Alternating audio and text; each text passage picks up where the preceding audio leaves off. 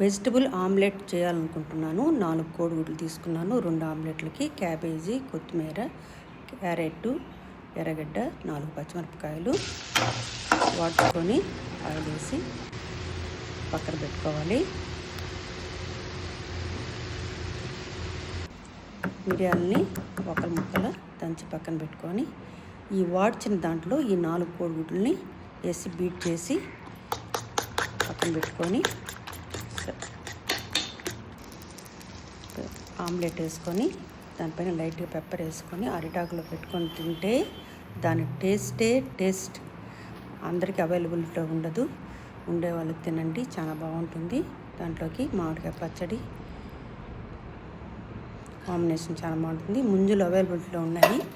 ముంజులు కూడా బ్రేక్ఫాస్ట్ అయిన తర్వాత తిన్నాము. దాంట్లో ఒక ముంజు చాలా ముదురుగా ఉండింది.